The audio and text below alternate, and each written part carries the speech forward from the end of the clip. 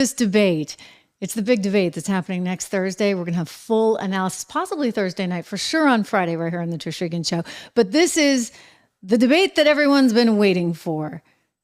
So when you see a headline like this, you're like, okay, does this mean that, they're going to test everybody for the things they need to be tested for? Nope. That's not what it means. Unfortunately, Donald Trump will have to continue pursuing that line of argument on his own. Instead, here are the rules. So first of all, there's going to be, tell me what you think of this, a uniform podium. Now, what does that mean? A uniform podium? That sounds like a table to me. I mean, if it's uniform, like they're not two uniform podiums, which would mean they're like mirror images of each other, right? These podiums, it's a podium singular, one uniform podium. So I believe that suggests one table. They're going to be there. Now, I know Donald Trump prefers to stand. He just does. It's a lot to get him to sit down. He likes to stand when he does the interviews. So it would be his preference to stand. As for Biden, I'm thinking about it. The Biden team, they got to be like, please let him stand. They're worried he's going to fall asleep, right, if he sits down. So I think from both perspectives, they're both going to be standing. They're going to want to stand. Now, the other interesting thing about this one is that they're going to have a coin flip to determine their podium positions. What does that mean? Well, why would they do that? So here's a little inside baseball. People who are in the political arena, people who are on TV for a living, people who are in Hollywood, they tend to have a side that they prefer. The good side and the bad side, in all seriousness, believe it or not. I know it sounds petty and stupid and this, that, and the other, but apparently Grace Kelly had it written into her contract that she'd only be photographed on a certain side. I get it. Well, Donald Trump likes a certain side. I know this. I've interviewed him many times. It works out really well for me because I actually prefer the other side. So you're going to get no argument here. A reporter always defers to who they are interviewing as to what side they're on. So it was always easy with him. But, when you get a politician that wants to be on the same side, you're like, oh, okay, great. All right. Well, you can get your side and I'll take whatever's left over. I have a feeling that Joe Biden likes the exact same side that Donald Trump likes, which is why they both want certain sides. And CNN's like, as trivial and crazy and childish as this sounds, right? They both want their sides. And I get it. It tends to be for example, I'm right-handed. So I tend to lean to the right with everything.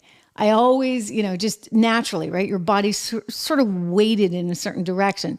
So if I got Joe over there and I'm Trump, if he, for example, had this particular preference, then it's tricky. It's tricky. You're like, wait a second. Whereas it's more natural for someone like me anyway, he's got the opposite side that he likes, to want to lean that way. So both of them like the same side, and that's why you have that. No studio audience because, you run the risk that there's lots of cheering in one direction or another, and bedlam happens. And it's going to be moderated by Jake Tapper, Dana Bash, both very liberal, but they're going to, quote, use all tools at their disposal to enforce timing and ensure a civilized discussion. Part of those tools include muting the other person so they don't talk over each other. Now, in my estimation, this actually is a big win for Donald Trump. This actually helps Donald Trump in that sense. It hurts him that he's got two liberal members of the media that are very biased against him. That for sure hurts him. But the advantage is, he can't, dare I say, railroad Joe Biden. And Joe Biden is easy to railroad. I mean, Joe Biden is a weak, feeble, very elderly seeming old man who seems to be, and I'm no doctor, but seems to be struggling from, dare I say, dementia, right? It certainly feels that way when you look at Joe Biden, and we're going to show some clips coming up of the struggles that he had to encounter even just this weekend in Vegas. Obama had to escort him off the stage.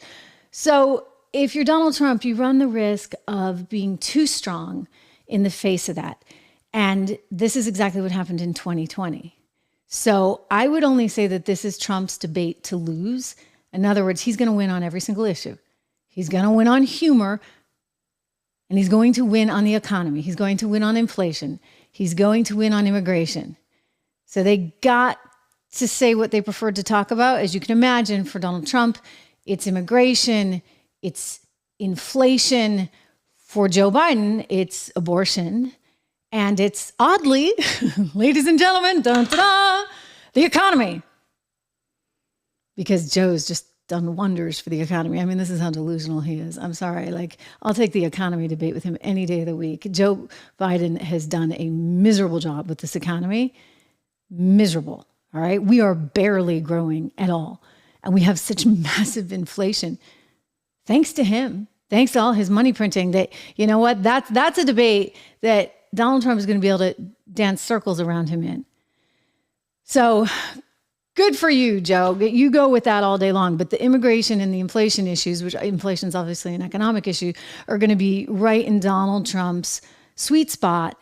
Abortion is a little tricky, but if you think about it, given where the court came out, given what the Supreme Court decided, it's actually not a federal issue anymore, right? It's been kicked back to the states, which is what a lot of legal scholars wanted and a lot of conservatives wanted. So I realize that doesn't sit well with a lot of women. I realize that this is a very polarizing issue, but in some way, Donald Trump has the ability to say, you know, not my problem.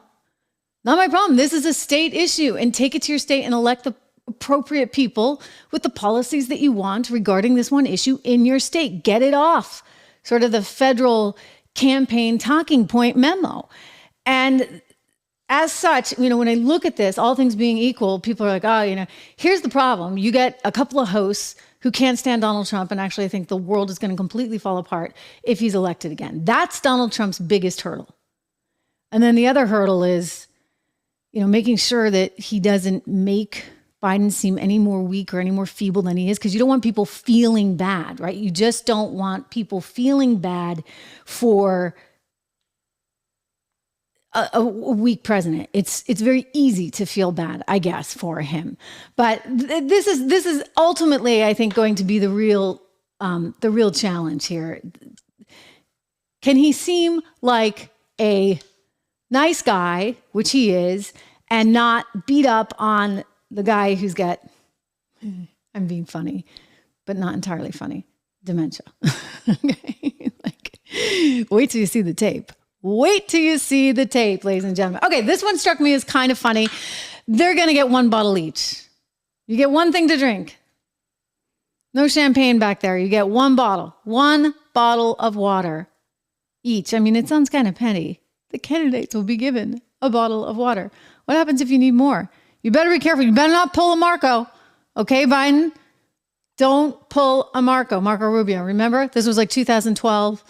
I was actually covering this in DC for Bloomberg Television, and I'll never forget it. In fact, every single time you see me gulping from the Trish Regan shop mug here, live free or die, trishregan.shop, little plug ahead of 4th of July. You can get all your 4th of July merch there, including your mug. But anyway, every time I take a gulp of this, I think about Marco, little Marco, who might actually be on the vice presidential. Well, he might be vice president. We'll see. Another topic for a little bit. But anyway, remember when Marco did this back in 2012? It was in the rebuttal to the State of the Union. In the short time that I've been here in Washington, nothing has frustrated me more than false choices like the one the president laid out tonight. The choice isn't just between big government or big business. Oh my gosh. One more time, Drew. One more time, right? I mean, that is hysterical. I haven't seen that in a while. In a short time, it's so good. In Washington, nothing has frustrated me more than false choices like the one the president laid out tonight. The choice isn't just between... All right, I know that's a hard gig. I know. I mean, the poor woman, right, that did it and got spoofed by Scarlett Johansson on Saturday Night Live, because there's no naturalness there. I mean, Marco has been in politics now a fair amount of time. I think he treated it a little bit differently, but it's like, you know what? You need a drink of water. Get your drink of water. Don't like do this mad dash. I mean, look, you know, we're all human, right? You deserve a sip of water. I certainly take enough during this show. Pull in the Marco. Anyway, I'm looking forward to the debate. Make sure that you have subscribed to the channel. Make sure that you hit the bell, because we're going to be all over this. We're going to have some fun, guys. We're going to have some fun. I myself have moderated 2 presidential debates for the GOP. Remember back when we had a really, really big field? Well, I was at Fox and I moderated 2 of these underdog debates. And I can tell you the most challenging thing for anybody who's moderating these things is to get people to stop talking. So Fox, when I was there, had the brilliant idea, and actually it was a pretty good idea, of putting in this system where they had lights, color-coded lights. So we would ask a question, and then they got green, and then they got yellow, and then they got red. And when it was red, it was red. You were supposed to totally stop talking. But what's happened over the years, this has kind of evolved. And, it's Donald Trump, right? So he starts talking, he doesn't stop. And so even though you have a red light, he may not necessarily stop. He's going to keep going. And then it turns into a free-for-all and everybody ignores the rules. And there you go. And, all HELL starts to break out, but it makes it good TV, you got to admit, right? Kind of entertaining. Remember when he went after Hillary Clinton? He was very good in that debate with Hillary Clinton. I think there were a couple debates, but very, very good.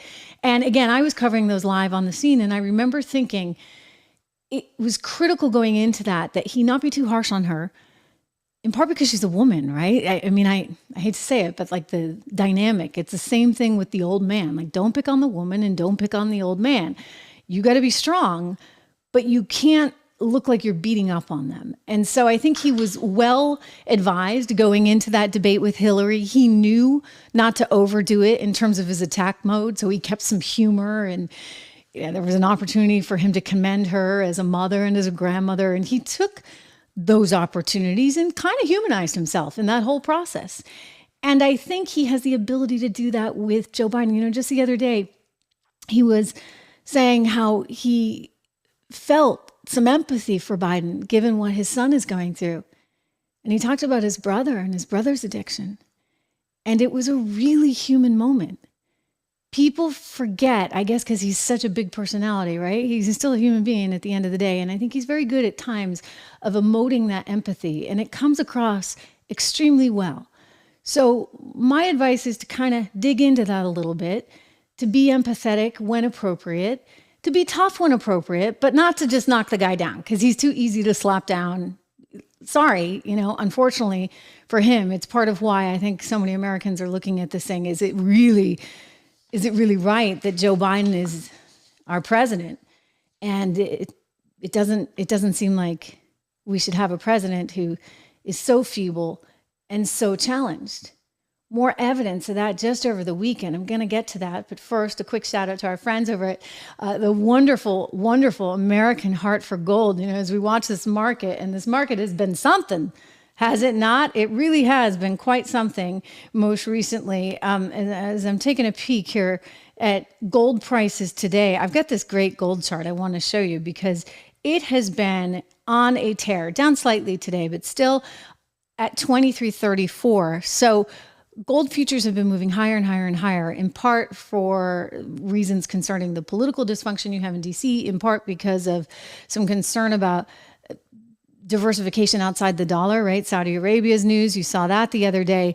All of this contributes to people feeling like, okay, and countries feeling like we need a diversification strategy out of dollars, and the diversification strategy actually still gets back to gold. So a lot of central banks around the world have been buying gold, helping to drive up prices. And then you have people just looking at the reality of this mega debt, 34 trillion and counting, and saying, look, there's no will to bring this down in any way, shape, or form. So you're going to have, for the foreseeable future anyway, a ton of debt. And that causes them to have some concerns about the dollar. The Federal Reserve has also indicated that they are open to slashing rates again ahead of the November election. So again, that would weaken the dollar, causing a lot of people to say, let me take another look at gold. So if you're taking a look at gold, I want you to call our wonderful friends over at American Heart for Gold. You can actually get up to $15,000 worth of free silver by using my name. You can just text them, actually, Trish to 65532. Text Trish to 65532 or call them 1-844-495-1115. I will put their link. Actually, it's my link in the show notes. We thank them for their sponsorship. They really are terrific. Max is going to be back on the program next week. But it's Trish loves gold. You cannot forget that, ladies and gentlemen. TrishLovesGold.com. Go to that link to learn about how you can get up to $15,000 in free silver. Again, wonderful, wonderful partner here with us on this show. So there's a clip making the rounds from the weekend. Have you seen it? I'm going to show it because this is just unbelievable to see. Of Joe Biden being escorted off the stage, well, giving a speech out in Vegas. And it's causing a lot of Democrats right now and everybody else, like in the middle and on the right, everybody is saying, are we sure that this is the guy? Like, is he capable? Really and truly, he does not look well. And it's uncomfortable. Let's watch. So if you're listening on audio, thank you very much for that. The Apple Podcast. We're also on Spotify, by the way. You can listen to us on Spotify. But you see Joe Biden and President Obama there on stage, and the musicians are in the background, and Obama's waving at the crowd, and Joe's just kind of staring into the lights, and now he's getting escorted off the stage. He's just, it was very strange. He had this dazed and confused look on his face, and he has to be escorted off of the stage. It's like he doesn't really know where he is, and you look at him, and you probably think about your grandfather or a loved one, a parent, or, I have had loved ones who have been very challenged later in life. And you see that look. And if you're like me, you know that look. Okay. Again, no doctor here, but I've seen that before, and it's concerning. I mean, as much as you might want to, like people will laugh at this or say, oh, it's taken out of context. I can tell you it's not taken out of context entirely, because there's a few too many of these things. Look at him, just kind of not knowing what to do. He's just standing there looking at the crowd. Obama's waving, and then, he just doesn't know quite where to go, what to do. And we've seen this over and over again. Here he is being now escorted off of the stage there. And it's a very weak moment for the president of the United States. It's not a great look. Look, we've had a lot of this, right? I don't even like seeing these. And I, as an American, don't like it because I'm too patriotic to show this in some kind of loop. But, he fell at the Air Force graduation ceremony. And the falling stuff, I mean, that's really concerning. He now has to wear special shoes.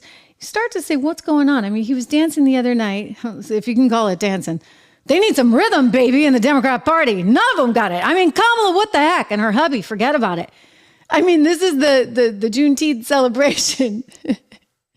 And they can't dance. Anyway, you see them all. And poor Biden is sort of almost in this dazed, I mean, what's going on there, sir, right? Because he's just looking off into the crowd, spacing out, and it's concerning. And you can see people next to him are like, sort of like, hey, trying to make him feel a little bit better. He finally starts smiling, but he seems old, right? 81 years old. He's an old 81-year-old. I am not an ageist. If you're 81 and you got it going on, okay, by all means. But this guy is an old 81-year-old. And just the other day, I've shown you this clip. If you watch the show and you subscribe to the show, I actually am worried about him here, guys. In all seriousness, this is a bunch of reporters asking him some questions as he's trying to tout his economic plan, and it's very awkward. Clearly, he's not well, and this is starting to feel extraordinarily bad. Let's watch this clip.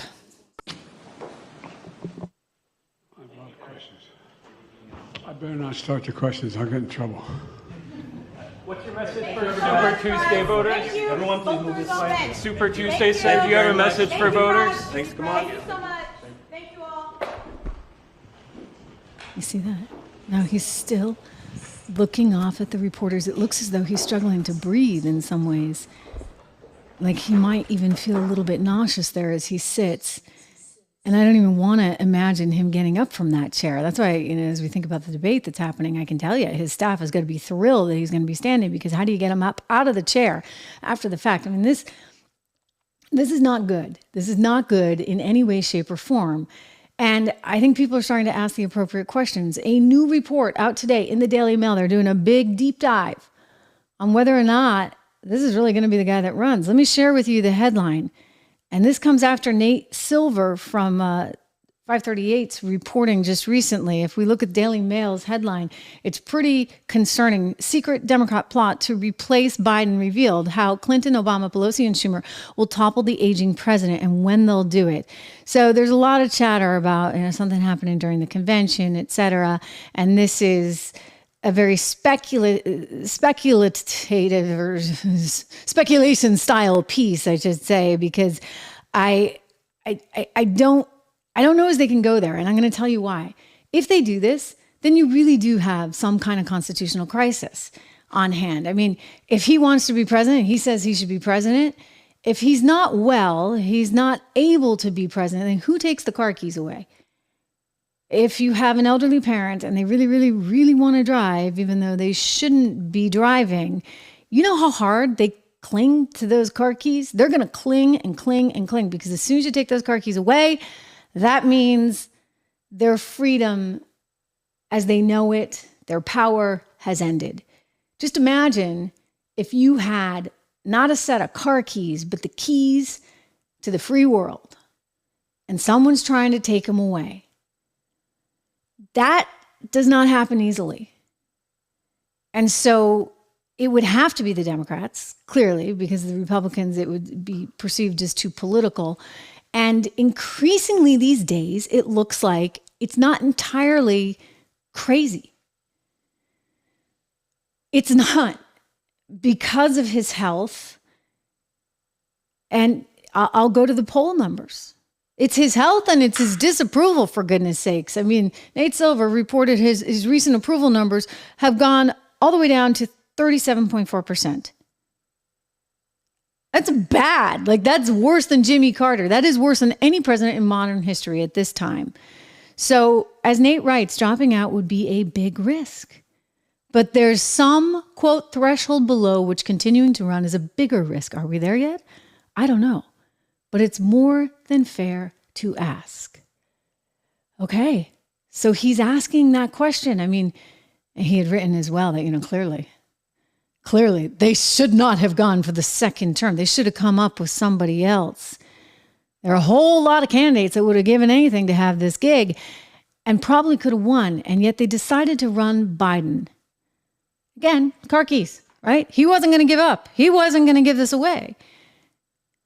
And so now they're finding themselves in a very tricky spot. And every day it gets worse. Every day there's a new headline. Every day there's a new poll. And he's sinking fast. And he's sinking with key groups, demographics that he ought to be doing well with. He's not. Consider Black Americans. I want to go to the CNN clip because this reporter, oh my gosh, he can't believe his eyes. He's like, oh my gosh, shocking, stunning. He's completely flabbergasted at the idea that maybe some Black Americans are not going to vote like they're quote unquote supposed to, right? Here, take a look at this clip from CNN. The weekend, a direct push from Donald Trump to pick up support among Black voters in historically Democratic voting bloc. CNN senior data reporter Harry Enton is with us. So where does the race stand among African-American voters right now? Yeah, I keep looking for this to change, to go back to a historical norm, and it simply put has not yet. So this is the margin, or Biden and Trump among Black voters, compare where we were at this point in 2020, compare where we are now. At this point, look at this. In 2020, Joe Biden was getting 86% of the African-American vote. Look at where it is now. It's 70%. That's a 16-point drop, John. And more than that, it's not just that Joe Biden is losing ground, it's that Donald Trump is gaining ground. You go from 7%, single digits at this point in 2020, to now 21%. And again, John, I keep looking for signs that this is going to go back to normal, and I don't see it yet in the polling. If anything, right now we're careening towards a historic performance for a Republican presidential candidate, the likes of which we have not seen in 6 decades. And when you dig into this number here, what is the makeup of that number? This is where we get very interesting. So I decided to dive deeper into the crosstabs, figure out where is it that Joe Biden is truly struggling among Black voters. All right, so this is Black voters, Biden versus Trump margin. Look at Black voters age 50 and older, and you'll see, look, Joe Biden was leading amongst this group at this point by 83 points back in 2020. Now it's 74 points. So yeah, a slight decline in that margin, but nothing out of this world.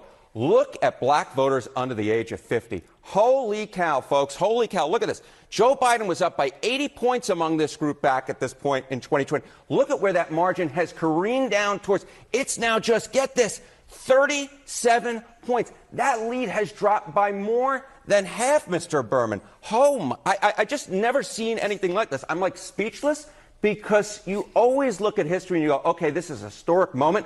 If this polling is anywhere near correct, we are looking at a historic moment right now where black voters under the age of 50, which have historically been such a big part of the Democratic coalition, are leaving it in droves. That is a huge drop over a 4-year period, at least right now. All right, what's the impact of third-party candidacies here? Robert Kennedy Jr. Yeah, all right, so obviously we have third-party candidates this year with the two major party candidates being so disliked. All right, so this is black voters, Biden versus Trump in the battleground states. This was according to a poll last month from the New York Times, Siena College. Again, looks very similar to what we see nationally, right? Joe Biden at 63, a very poor position for a Democratic candidate. Donald Trump at 23%. If we add Robert F. Kennedy Jr. to this, look at where Joe Biden drops to.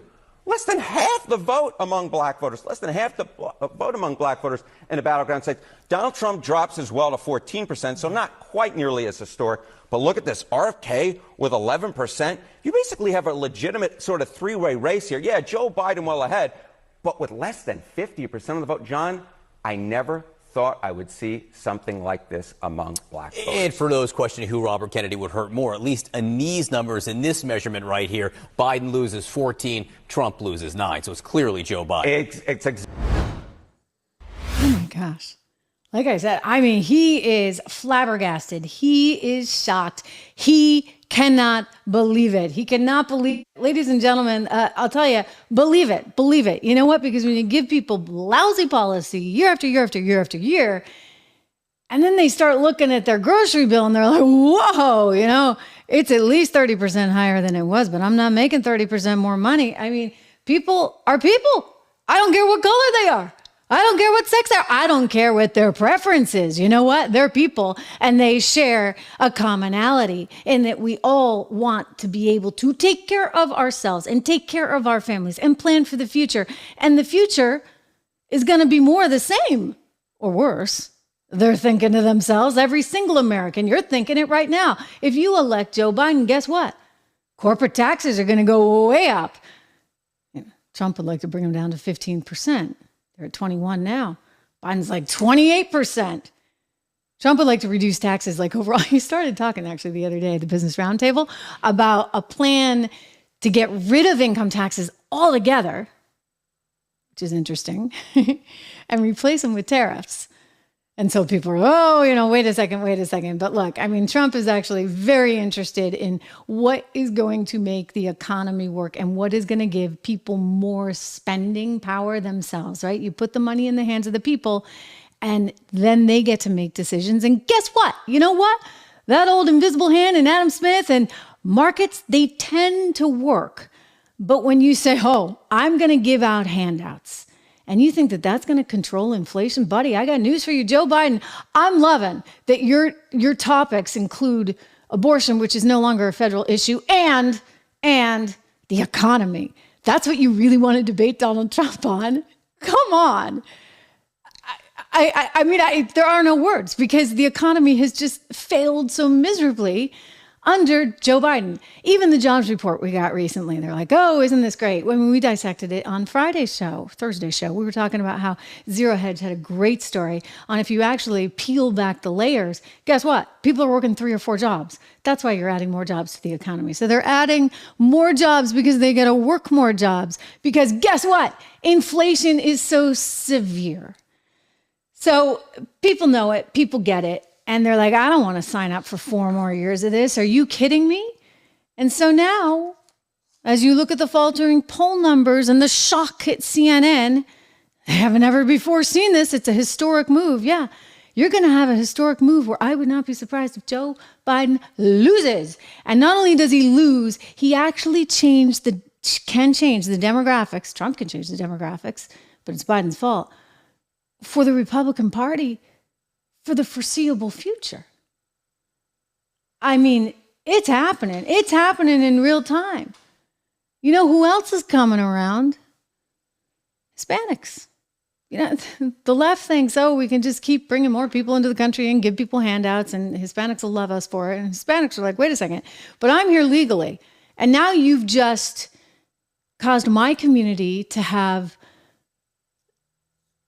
more lawlessness, potentially more danger, and you might have even reduced my wages, right? Because if you get 10 people that are there illegally willing to do the job that someone legally would be doing, then, you know, they're not going to like that.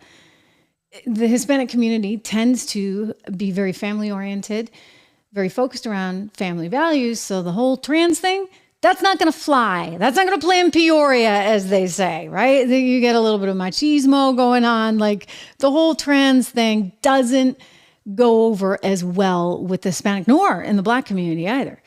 So I guess that's an appeal to white suburban women, but it's not really working with everyone else.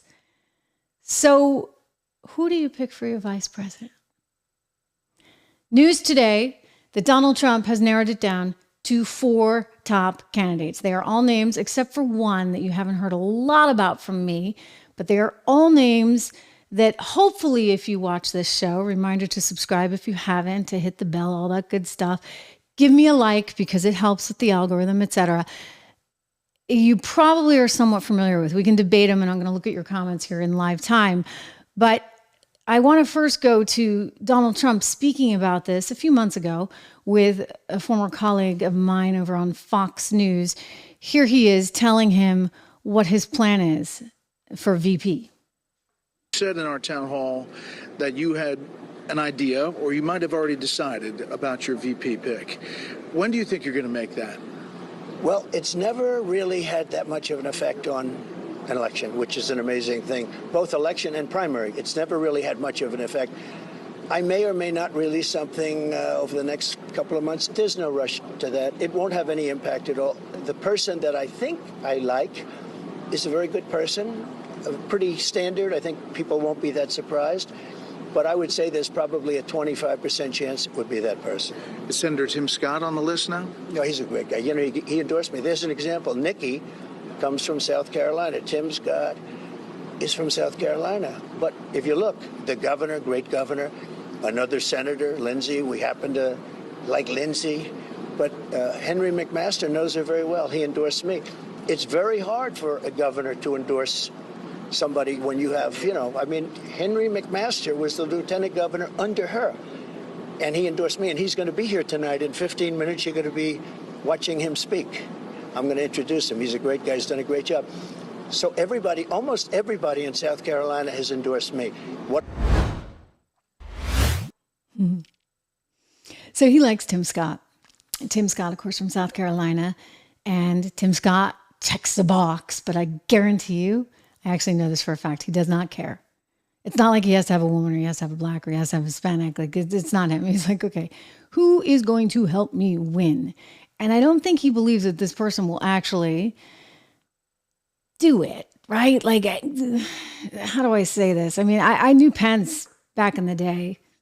He turned out ultimately, well, you know, look, I have mixed feelings on Pence, but, you know, I think that the one big problem with Pence, before we go on to all the candidates, is that occasionally he was just sort of the wind-up doll, right? Doing as he was told.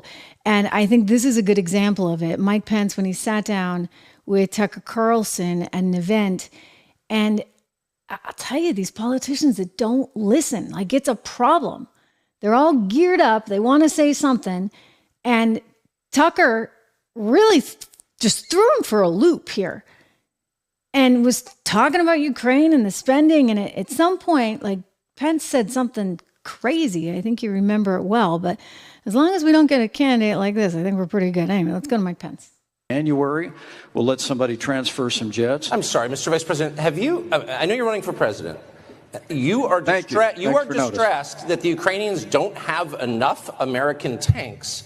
Every city in the United States has become much worse over the past 3 years. Yeah. Drive around. There's not one city that's gotten better in the United States. And it's visible. Our economy has degraded.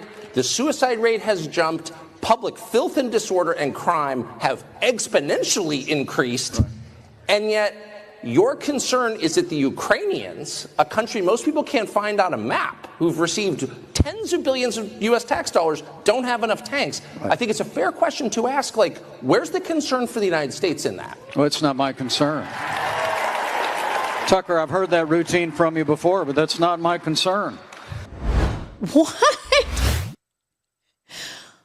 Seriously. I mean, career ender right there. I'm gonna try and give him the benefit of the doubt and just think he was on autopilot and not listening to anything that Tucker said.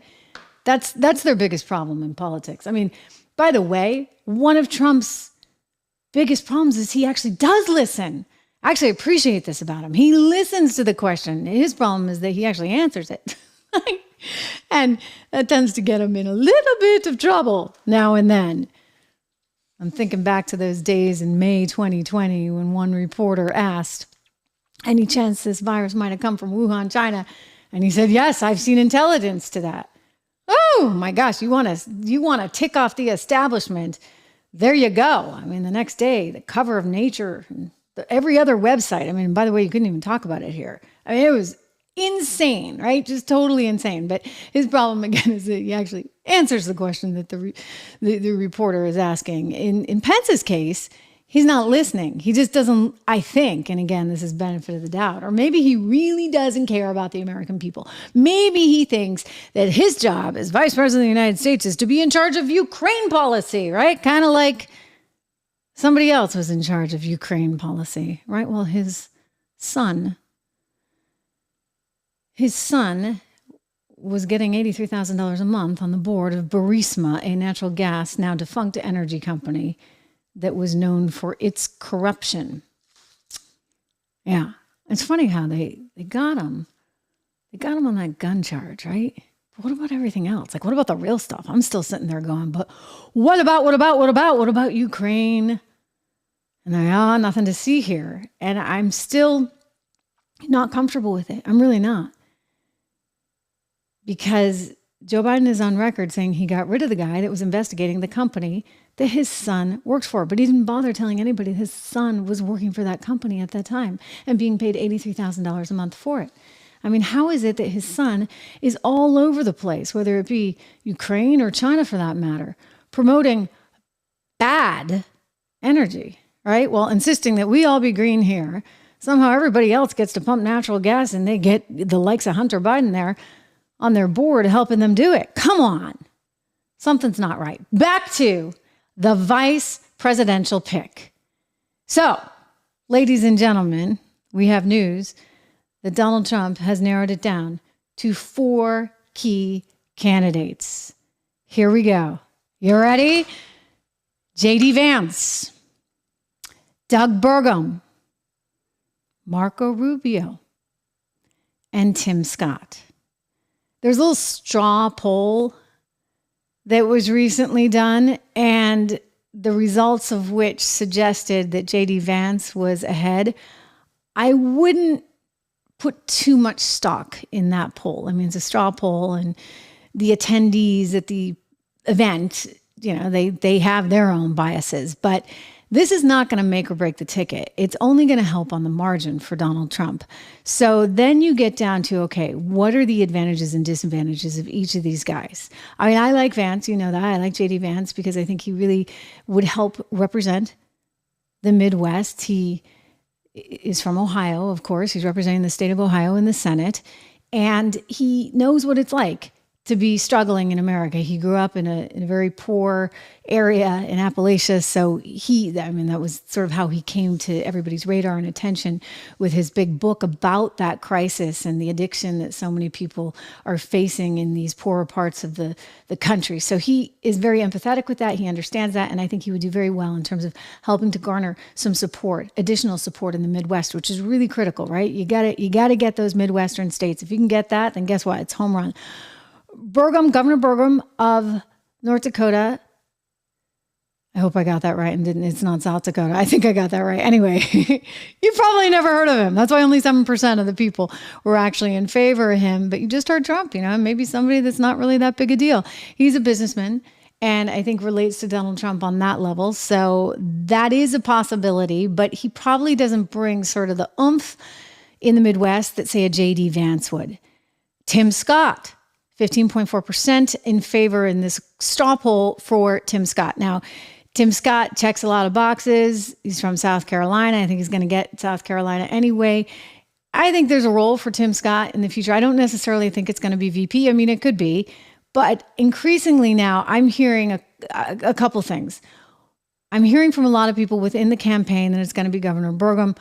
I tend to not trust that entirely because I have a feeling that they kind of use some decoys, which is why I'm kind of coming back to Marco Rubio, which is very interesting. And I know that I said recently that it's not going to be anybody from Florida because of the Constitution and the reality that you just actually can't have two candidates from Florida. The founding fathers deliberately set it up that way so you wouldn't accumulate too much power in one specific place. But here's the but. Some of you in the chat and in the comments were like, but Donald Trump could run from New York or New Jersey. Let me just tell you, he's not going to do that. You know why? He's got too much money. All right? Like, that's too involved. It's great to relocate to Florida. You think he wants to relocate to New York where Letitia James can really and truly go after everything? It's never going to happen. Never in a zillion years. So get that out of your head. Trump is not going to change his residence. Florida's great for him. But you know who doesn't have any money? I mean, he may have a little, but not like the former president. That would be Marco Rubio. So this happened with Cheney and Bush. Cheney just somehow moved his residency. And Cheney actually had a fair amount, but he managed to move it. Could Marco Rubio do the same? I think he could. And Marco Rubio speaks Spanish. He is able to ingratiate himself with a lot of Hispanics. I mean, Donald Trump won't call him Little Marco anymore. And as long as we make sure that he has enough water at all times, we don't have to run into any scary incidents. Look, we'll see. I think the good news is no matter who gets it, it's stuff that's sort of on the margin because people know who they're voting for. And they're not going to just vote for the VP. They're going to vote for the president. And so these are the final four. I think Marco's interesting. And Marco is a name that I hadn't been hearing a lot.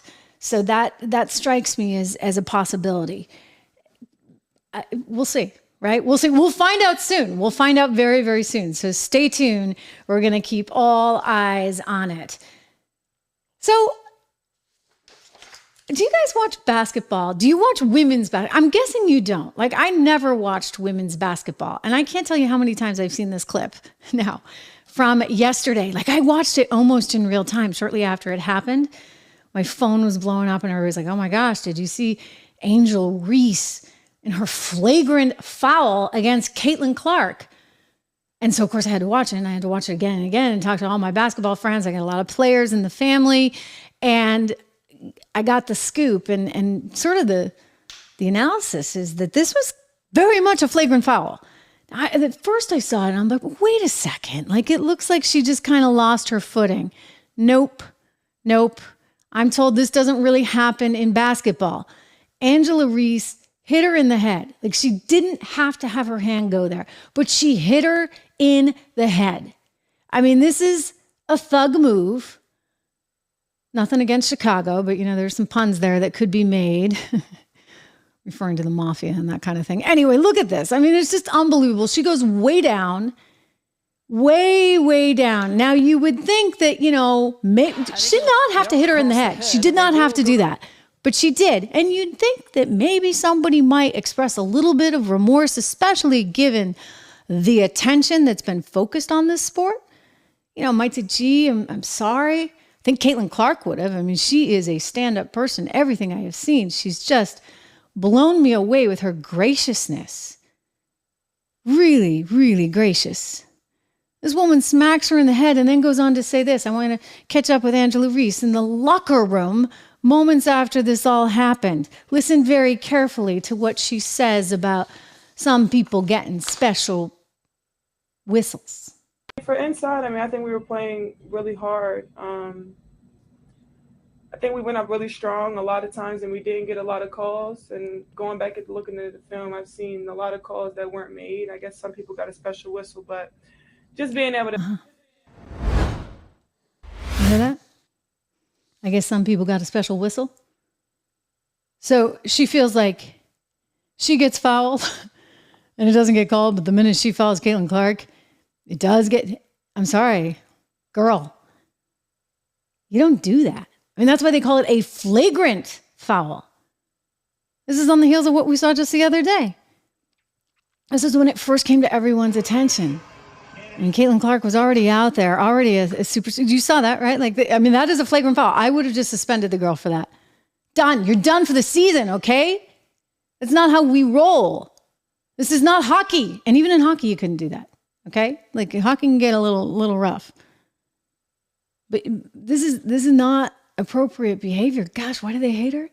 They hate her because she's good, okay? And she's getting 3-pointers all day long. They hate her because she got a $28 million deal with Nike, like the biggest deal ever. They hate her because all of a sudden there is a new fan base. These little girls that are coming up to her on the court, and she was signing autographs with them. It was super sweet. Look at this. You know, the kids love her.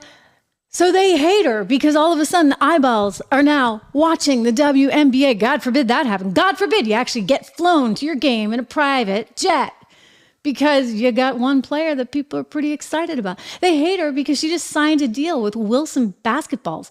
They haven't done a deal with any basketball player since what? The likes of Michael Jordan.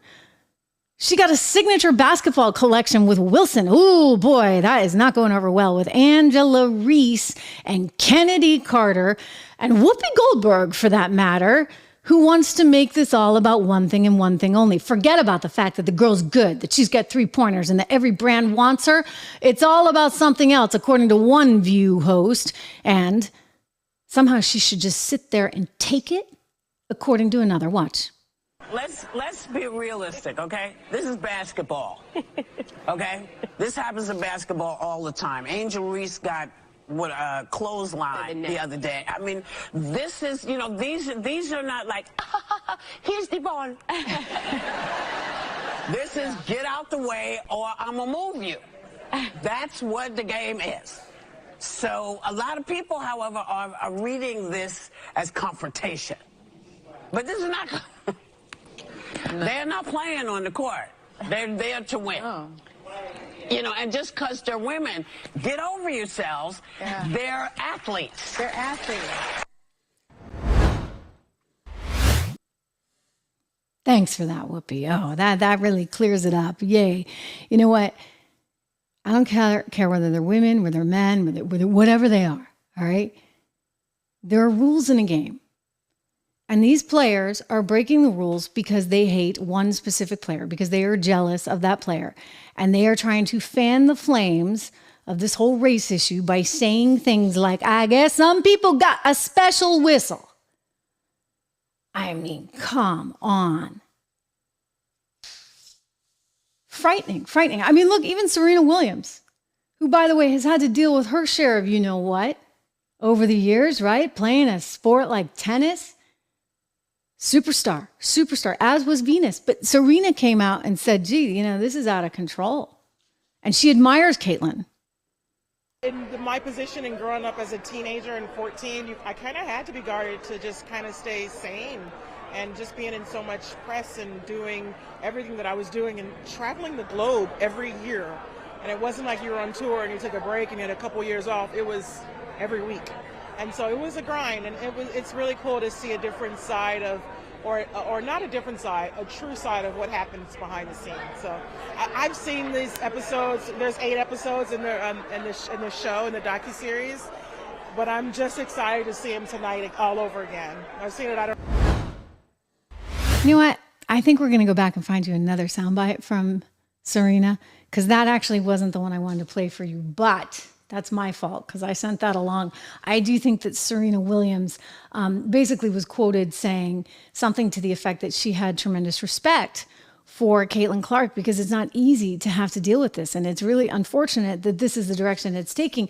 But this is what's happening. I mean, this is what this Angela Reese is trying to blame it all on that. And they got like Whoopi consulting in the background, right? Candy Carter, you're totally fine to do that. It's just a game. No, I don't care. There are rules. And these players are deliberately outside bounds. They are taking what is called cheap shots. a bunch of cheap shots at the star player because they are jealous. So they're hitting her in the head, they're bumping her on the court, and they're trying to take her down. And, you know, people are getting really sick and tired of it, as they should. Just a quick shout out as we talk about athletics and sports, and I see all your nice comments. I want to give Balance and Nature some praise here. Balance and Nature, I take my fruits and veggies every single day. You can too. In fact, this month's offer, actually, you'll get the fruits and veggies, but you'll also get the spice and fiber. So you're going to be really, really healthy. Call 1-800-246-8751 and you're going to get a big discount, 35% off with my discount code TRISH, TRISH, plus an additional $10 off, plus the free shipping. So it's well worth it. I mean, look, I take the fruits and veggies every day. I love it. I think I'm in pretty good health. I hope to, knock on wood, stay in good health, but I think that taking care of myself is a big part of that. And so the onus is on us, right? The responsibility on us as individuals. This is important. Go to balanceandnature.com. Look out for the testimonials, just wonderful stories of people that have seen success with the product. I'm one of them. I have a friend that's one of them, and it's reasonable. You can get yours delivered to you with the discount code TRISH. I want to look at some of the other news that's circulating right now, guys, because we talk a lot about woke capitalism. I think Vivek Ramaswamy really was the first to, not the first, but he wrote the book. It was literally called Woke Capitalism. And he was one of the first to really get this issue. I think I, in my own way, was trying to do this as well, but I appreciate the actual physical book on the thing because this is a problem, right? And it's continuing to be a problem, and it's hitting all parts of life, It's one of the reasons why I think that this particular country star moved over to pop. So, do you know Maren Morris? So many people, including Drew, who's a huge country fan, had never heard of Maren Morris. Like, nobody, so she had a pop song. I think it was called Rich. She mentions Diddy in the song. It was really popular. It was like on the airwaves, top 40 all the time. This is her. You see, boy, does she look miserable? Does she not? I mean, look at the face. Look, she just looks like she's in a really bad mood and she's going to eat someone up and spit them out. So this is Maren Morris, and she was apparently a country star that nobody heard of until she made this song that went to top 40. And then she was like, okay, well, I'm going to leave country. I'm going to leave country because of Trump. Kid you not. She did this big article in the LA Times, this big interview, came out sometime around this time last year. She said she's getting the hell out of country music because I've said everything I can say. And if you read the article, basically, she just couldn't stand the fact that country fans liked Trump. So she didn't want to have this commonality. I suspect it's a little less about politics and a little bit more about Maren's bottom line. Woke capitalism, right?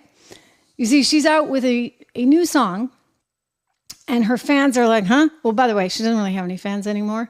She's trying to accumulate new ones by being anti-country and by saying, you know, country doesn't do enough for the gay community, the trans community, this, that, and the other. That's her complaint. So now Maren Morris apparently has a new identity and a new song in which she's dumping all over those country values, a new identity in that she has now revealed that she likes men and women. And then the third thing is, like, her new song is all about never falling in love again. She says she'll never fall in love again, ever, ever, ever, because she just divorced her husband, a country music singer. Maybe this is why she hates country music so much. Ryan Hurd was her husband. Again, I guess I'm out of it because I don't know who he is either. And I do like country music, but I must just be listening to the same tunes over and over again. Anyway, Ryan Hurd is the guy she's divorcing, and now she's coming out as liking everyone, okay? But she's not going to fall in love again. Because, you know, falling in love, like, that's a conservative thing. Liberals, we don't fall in love, we play the field, right? Apparently the whole field.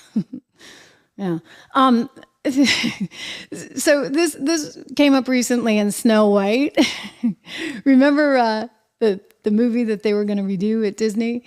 And they got that girl who was in West Side Story. Gosh, she was good in West Side Story. But she said a few things on the red carpet about falling in love. I mean, why would anybody want to fall in love? Snow White, why on earth is it about meeting your prince and living happily ever after? I mean, she just dumped all over the movie. Here we go. I mean, you know, the original cartoon came out in 1937, and very evidently so.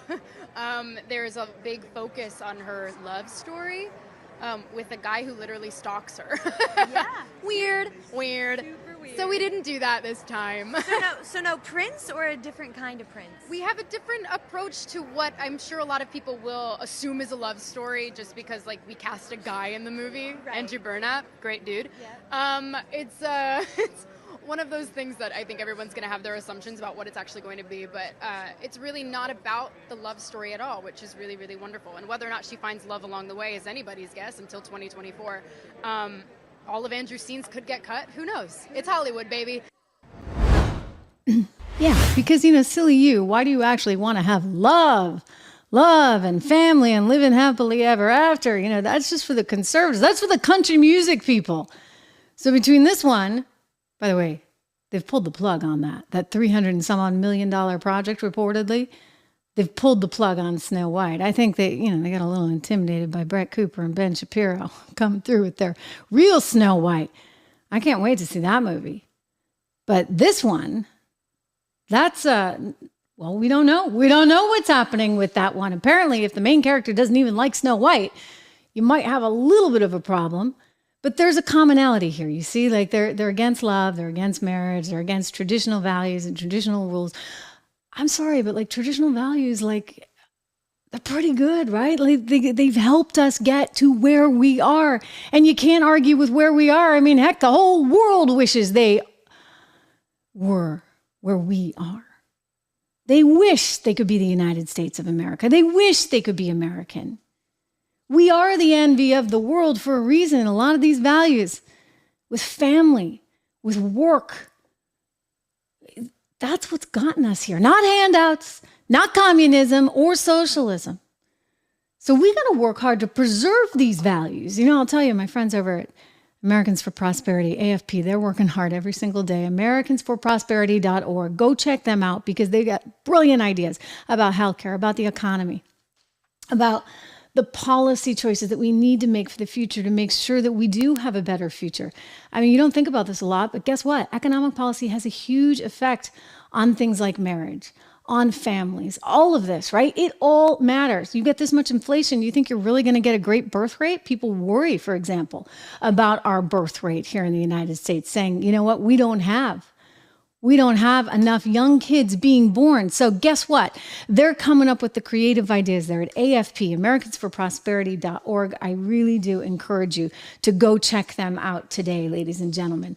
But as we consider Maren Morris and her big coming out, I got to ask you, do you really think it's about Maren or is it about Maren's bottom line? Because this woke capitalism seems to be sort of on fire, as they might say, on fire. I can't even believe we're talking about this, but we got to talk about Miss Universe, right? I mentioned this the other day. If you want a whole explanation of all the problems that's happening, there are many problems happening at Miss Universe right now, many. I would just say you got to go and watch Friday's show because we got into the issues in a down and dirty way. Anyway, take a look here at the video of Miss Universe. This is Miss Universe getting crowned. This girl just gave up her crown. And, you know, it's a pageant that is allegedly celebrating. Drew, do you have the video? Celebrating wokeness, right? Like woke, and more woke. Anybody can be in the pageant. Like, you don't have to have been born a woman or anything like that. They're open. It's all about inclusivity. And apparently some see-through dresses.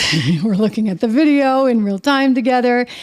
And for whatever reason, you know, they're spouting all these values. You can be divorced. You can be married. You can be plus size. You can be born a man. And you can compete in this. And so you say, oh, you know, it's great. They're really inclusive. Is that really what it is, or is it about something else? Is this just woke capitalism all over again? I think so.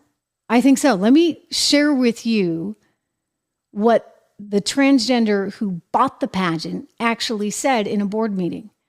So this was secretly recorded and leaked to Vox. And let me share with you what this transgender who owns the pageant actually said. Quote, the trans women, the women with husbands, divorced women, they cannot win. This is a communication strategy, she's quoted saying, because you understand they can compete, but they cannot win. We just put the policy out there, social inclusion, as people would say. Aha, I see. So you just want to be in with the in crowd, right? Kind of like the country singer who wants to turn to pop in hopes of getting some fans. I mean, at some point, don't we say this is kind of jumped the shark? It's too much, over, enough already. I think we do. I mean, already, guess what? That contestant, that one that you just saw getting crowned there, she just resigned. And her Miss Teen USA counterpart also just resigned. So there's some there. Again, go watch Friday's show. But I think a lot of it does relate back in some way to the insanity of the moment with woke capitalism. I mean, Disney, right? Look at shares of Disney. For goodness sakes, look what happened to this company just a few years ago, riding high at $200 a share, nearly. And now, you're lucky to see 100 on that stock. It's tied up in a lot of what's going on. Obviously, the media industry itself is suffering because, we can do what I'm doing here with you guys right now in a very different way, in a cheaper way, in a more direct way, in a more authentic way. And I think that that's hurting the likes of Disney, et cetera. Fox is in that bucket as well. But you consider what happened, for example, at Bud Light. I mean, we're coming up on what, a 1-year anniversary of this ordeal? It was in April, early April, so a little beyond that. But I mean, if I look at the stock price, and Judy, you have the stock price? Because if you look at the stock price, Rob actually sent this over to me at 76 Research, 76research.com. By the way, make sure that you subscribe to that channel. That's my other channel, at 76 Research, and go to the website, which is 76research.com. Sign up for the 76 Report. Just go to 76report2.com. It might be easier. But take a look here. This is Anheuser-Busch. And I told you around the time, actually, Rob bought shares of Molson Coors. That's in red, which went up as Anheuser-Busch went down. And then he sold them, actually, just as the company was doing quite well. And I was like, wow, you're saying, and he's like, yeah, made enough profit. Like, there you go, because he anticipated that they would kind of equalize at some point, which they sort of have, except that if I look basically at 424 right through now, look at the plunge in shares of Bud. This is the overall company. We're talking AB InBev, merger of a Brazilian beer company and a Belgium beer company. So big European, big Brazil. They took the American name, Anheuser-Busch Bud, right? Because ticker symbol Bud, why not? Budweiser is iconic. Anyway, they own a ton of brands and they're struggling. They're struggling overall. Look at the S&P 500. Okay, the S&P 500 has been on fire, and you compare and contrast that to where these beer stocks have been. And I think it's just very challenged. Clearly the sector is challenged because you look at the downside, for example, in a stock like Molson, but specifically when it comes to Bud, I mean, a year later, they still can't shake it, right? They can't shake it. And management is trying. They keep coming up with new commercials and new ideas. And the latest thing is to roll out effectively a kind of PR campaign where they're trying to make you feel bad, because it's true. I mean, it's people's jobs. I get it. And it's not fair. I get it. But maybe this is the wake-up call some of corporate America really needs to shake the woke capitalism and to be grounded in something that's really true to capitalism and to their own values as a company. Instead of having Dylan Mulvaney with Dylan's infamous recording, remember, we won't play it long, but just check it out. I'm going to jog your memory. Hi. Impressive carrying skills, right? I got some Bud Lights for us. Oh boy. Wouldn't they love to forget that? The problem is the woman who ran marketing, Harvard Business School, She clearly was thinking too much, all right? Living in New York City too long, I don't know. But Alyssa Heinerschneid went onto a podcast just days before and explained how they needed to shake it up. They needed something new. They needed to change and get away from their core customer. Bad comments, bad timing. The rest, as you know, is history. Remember, Alyssa? I had this super clear mandate. It's like we need to evolve and elevate this incredibly iconic brand. What does evolve and elevate mean? It means inclusivity. It means shifting the tone. We had this hangover. I mean, Bud Light had been kind of a brand of fratty, kind of out of touch humor and... Oh, girl. Oh, wow. So your answer is to tick off the frat boys in hopes of bringing in, I don't know. I mean, who are you going to bring in? We were talking about this earlier. Like, it's not going to play with Hispanics. It's not going to play with the black community. We're talking about Joe Biden, right? Federal court just out today saying that his executive order on Title IX that would allow money to go to students that were born as men, now in athletics as women, it's not going to fly. Like, it's not allowed. They said that this is not going to happen, right? So this is an issue, and most of America is not really on the side of Leah Thomas. Let me just say, okay? Nor is, by the way, the rest of the world, because the Olympics just told Leah, no can do. You're not going to be racing in Paris this summer. You can have your own lane for that, all right? And I think that most Americans would say, okay, we're pretty nice people and we're not going to hold it against you necessarily. You can have your own lane. But guess what? You can't compete against the naturally born females. And that's not wild thinking, okay? Like, let me remind you, it's not. It's very normal. And so when I look at this marketing executive, I guess she'd just been drinking the woke Kool-Aid at Harvard for so long, because what was she thinking? Really and truly, what was she thinking? Does anybody know?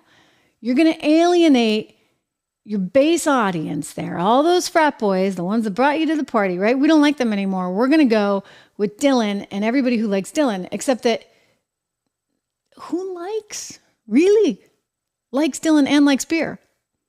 I think that's tricky. I think it's a tricky territory. I mean, maybe the suburban women. You got me. I think it's a very narrow audience, and they were casting a very narrow net, and they are still paying the price. Taking a look at the stock price once again, this thing is just hammered. You know, this is the problem with wokeism. It gets in the way of free market capitalism, and it gets in the way of all of you making money. It's one of the reasons why Rob and I started 76 Research.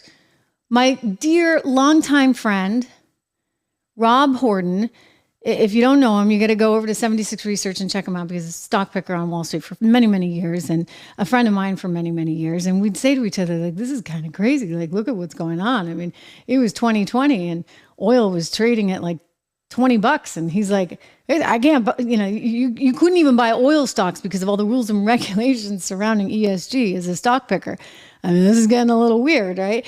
So we had talked about it in depth, and my biggest goal has been to find a way to get you guys the information that you need, the information that you can execute on to make better decisions about your financial future, and not to get the whiplash that you get in the markets, right? Because I've been there, done that, and been on the front lines of every major market crisis over the last couple decades. And I know how that gets played. And I know how there's this sort of like fear factor that goes into stuff. You know, when the market's tanking, you put on all your bears. And when the market's going up, you put on all your bulls. But the thing is, you got to be able to see through all that to the other side and know what's coming. And this is what he and I together do really, really well at 76 Research. So each of the model portfolios has 10 to 15 stock picks. The 76 report, actually, we just revamped it. So you're going to get a lot. You're going to get like a lot of reporting out of 76 Report. Originally, it was just a really big thing to read a couple times a month, and you'll still get big things to read, but the goal is to get you more and more and more actionable information on a daily basis. So go check out 76research.com, sign up for the 76 Report. I mean, this is it's like $2 a week, guys. I mean, it's truly some of the best money that you'll ever spend. And I would also just say, go over to 76 Research, at 76 Research on YouTube. Actually, we're going to be there either later today or perhaps tomorrow with a live show. So when you go there, make sure you hit the bell. So again, you know when we are live. So if you have questions, investing questions, for example, we'll try and answer them to the best of our ability. Of course, we're financial advisors. You have people for that, but we do have a wealth of information that hopefully you can read through and act accordingly on, right? This is research that is very grounded in basics and a lot of intricacies as well. So it's really, I mean, it's just a superb product. So I'm very proud of it and enjoy working with Rob on this and want you to have the opportunity to meet him. So go to at 76 Research, that's the handle on YouTube, and make sure that you subscribe to the channel, that you hit the bell, and that you get this research, that you get this report, because it will be worth your while. I haven't even had my party yet, Drew. I mean, we got to 300,000, guys. I mean, it was amazing. On Friday, I was like, oh my gosh, we are so close. We are so close. We are so close. What do you know? I mean, actually, it was Saturday. It was Saturday I got the news. We were driving up to New Hampshire, and I was in the car. I posted a picture because I was like, oh my gosh, I'm so excited. We finally hit 300,000. I'll tell you, they made those last 15 subs really tough. Really, really tough. So that was just outstanding to see. So thank you for doing that. And if you're just joining us, make sure you do subscribe and you hit the bell. You will know when I'm here. Just getting back quickly to some of your comments, because it's great to see this kind of interaction. And I think we've all, Ian, thank you so much. 300,000 was a really, really big monumental step.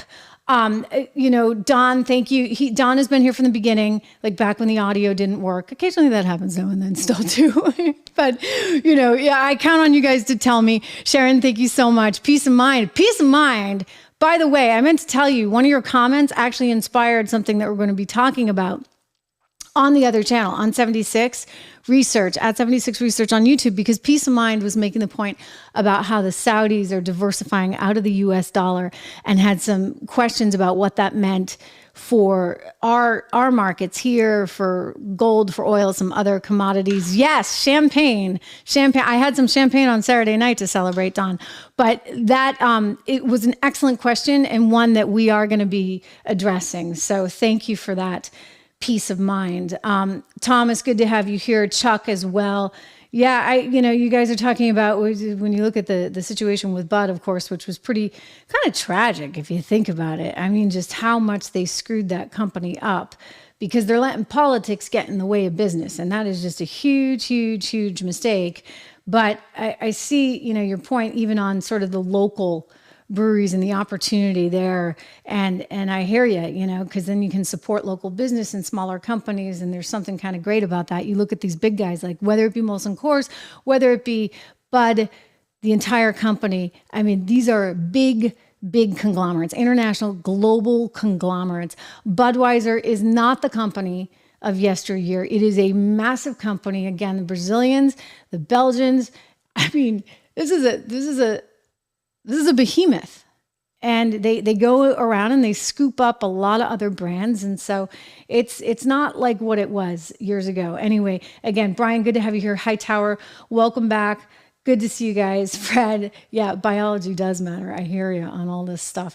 Listen, it is good. We are off to the races, guys. We got a big debate coming up next Thursday, but we got a lot to talk about between now and then. So thank you for being here. Thank you for subscribing, and I will see you live tomorrow.